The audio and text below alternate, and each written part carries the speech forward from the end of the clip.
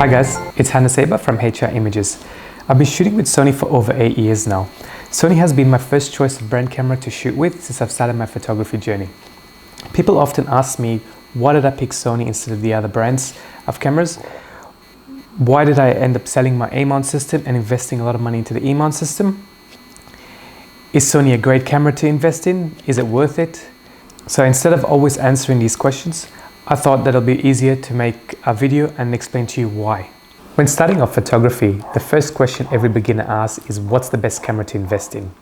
For me, I took my time in deciding what I wanted to shoot with. I've tested all brands, and the one that stood out the most was Sony.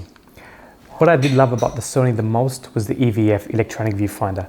I love the fact that when you're shooting with the Sony and you're looking through the EVF, you can actually see the images before you're capturing. So you know the results before even capturing it.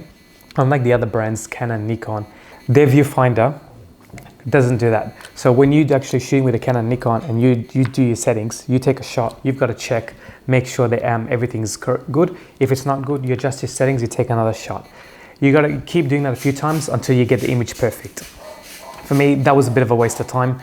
I don't have time to keep sitting there checking, especially if you end up doing fast events where things are happening in fast pace. You don't have time to do that. Some people get used to it, but the EVF was one of the best features I did love about Sony. I own nearly all the A-mount cameras until the A99. When Sony first released the mirrorless cameras, it caught my interest and I really wanted to know more about it. My first purchase for the mirrorless cameras was the a7s.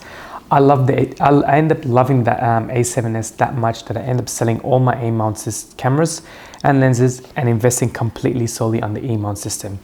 My current E-mount system that I've got the a7R II, the a7S II and the a6300, which is what I'm filming in with now. Focus peaking is a great feature I loved about the Sony cameras. When shooting in manual focus or with the manual lenses and you have focus peaking on, it makes it a lot easier to see what's in focus, making sure that you nail the shot and it's tack sharp. With the mirrorless cameras, the Sony cameras, I shoot in the DMF settings. DMF allows you to use focus peaking while shooting in autofocus.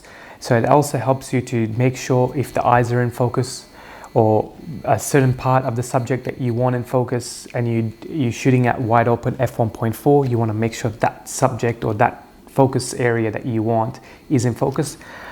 Having DMF on allows the focus peaking active while using autofocus, making it a lot easier to make sure that what are you trying to shoot is constantly in focus. My first camera was the A57. I purchased that camera because of the 12 frames per second and the low budget cost of that camera. It was too good to miss. With the 12 frames per second, you'll be able to nail every shot without missing anything. I ended up selling that to purchase the a7rii II, which was a faster camera and better high-end APS-C sensor. But eventually, once the mirrorless camera started coming out, the a6000 came out, then the a6300. I ended up selling all the A-mount cameras and purchasing the a6300.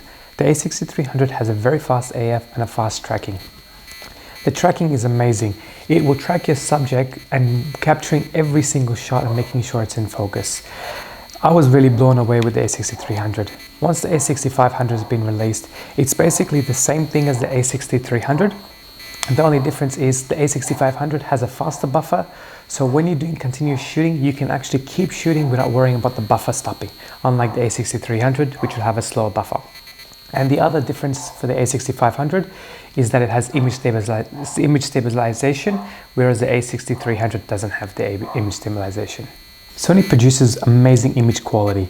I've been shooting with the a7S II for a while, and every time I've captured an image and I've got back into my computer and reviewed the image, I've just been blown away with the image quality it produces. After purchasing the a7R II, due to the high megapixels, the images that this camera can produce are on a whole new level.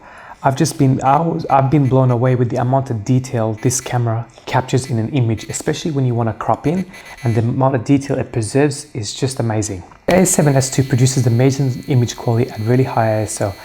Example, with this image, I've captured it at 12,800 with no flash, just the ambient light in the hole. I loved how well it captured the low light image with so much detail, especially with high ISO and barely any noise. I have also purchased the a7rii. The reason was due to the high megapixel capturing great detail, and when cropping the images, it still retains its detail.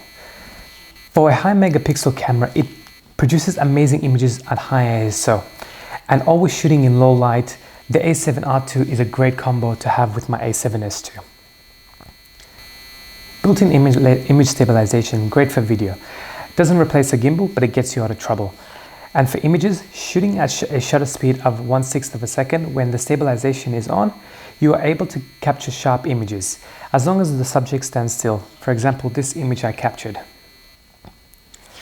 What I love about the a7rii, due to the high megapixel, when you're shooting an event and, for example, you are using a 50mm lens during an event, and you want that extra reach, you haven't got time to change over your lens, you can switch the camera to crop mode, making it into a 75mm equivalent and not losing a lot of pixels. You can start crop mode with one of the custom buttons, making it easier to access when needed.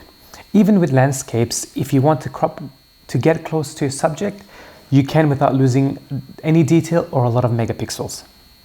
Being lightweight, not having to lug around large cameras, I felt a lot of relief off my shoulders carrying the mirrorless system compared to carrying my a77 II and 899. Yes, due to the small size, the battery life doesn't last as long as normal DSLRs, but so what? I carry extra batteries. I carry about 10 batteries, and when I shoot a full day's wedding from 9 AM to midnight, I would go through nearly 4 batteries each camera. Before the battery will die, I will change it. You are not going to sit there and shoot with it until the battery gets exhausted and say, oh crap, I'm going to miss a shot because my battery dead. You're not going to do that. If you want, you can also purchase a battery grip and you can have 2 batteries on at once, saving you a bit of hassle if you're worried about that. But again, for the lightweight, battery was never an issue for me. One of my most loved features about the Sony mirrorless cameras is eye autofocus. With other brands, they don't have the eye autofocus, making it harder for them to get tack sharp eyes in focus. The technology Sony has been putting into the Sony cameras, the eye autofocus is a lifesaver, making sure the eyes of the subject is always tack sharp.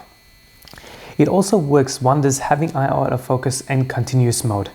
Always tracking the eyes, no matter where the model is moving, the eye autofocus will follow the model, making sure you're always getting the eyes in focus. 4K video, producing high quality videos. I don't do professional videos, but 4K was a great help with my YouTube channel. The a7S II especially is a beast and for 4K video in low light. I haven't come across another camera that can compete against it. I love the dynamic range the Sony cameras have. Being able to recover so much detail in the shadows and highlights is amazing. Here is an example of an image I shot underexposed with the a7S, and next to it is the image pulling out the shadows and highlights, and you can see how much detail it can retain. This other image now was shot with the a7rii. As you can see, it's completely underexposed, and the image next to it is when I recovered the shadows, exposure, the highlights and everything, and you can see the detail compared to the underexposed image. How much detail that the a7rii pulls out just blew me away after using it and playing around with this camera. Tilt screen was another feature that made me start with Sony in the first place. Being a portrait wedding events photographer, I really loved how I never had to kill myself for the shot, being able to go down low and up high. With the screen, you can just sort of tilt it, go down in low shots, or if you want, you can just do it like that, have high shots without second guessing your shots, making sure you know what you're focusing on, capturing the shot one hit. I only shoot with native lenses as I love having access to all the features the camera has. But in saying that, Sony has opened the doors with adapters allowing you to use a variety of lenses such as Canon, Nikon, Sony A-mount, Sigma lenses. Sigma has also released the MC11 adapter, which allows you to use a lot of the functions in the camera such as eye autofocus. Having a lot of access to so many different lenses, making it a lot easier for users to switch to Sony and keep their existing lenses and save money. Adapters work really well on the a6300, the a6500, the a7 II and the a7rii, as these cameras has phase detection, whereas the a7S and a7S II, the adapters won't work as well because there is no phase detection. Another great feature Sony has brought out in their system is the Play Memories app. There was times when I would go out and shooting landscapes and I've always forgot my remote. With the Play Memories app, you can download it on your smartphone, using it as a remote control, putting your camera on the tripod. You can see on your phone what your camera sees. So you don't have to sit next to it like with the remote or the cable relays.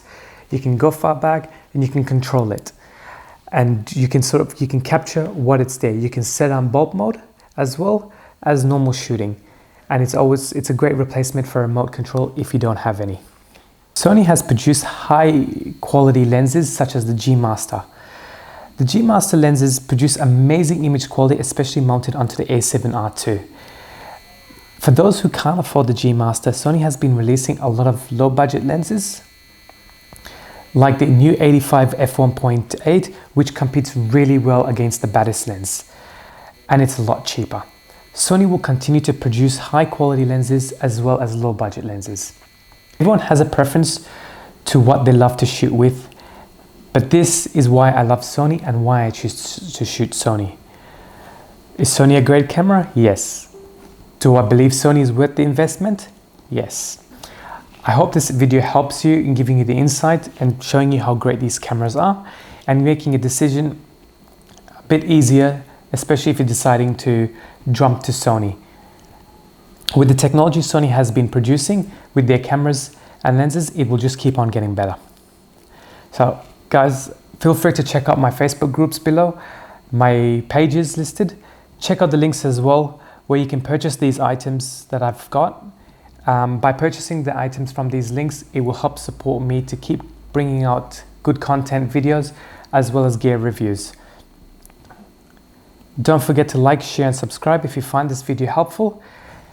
Thank you guys and have a good night.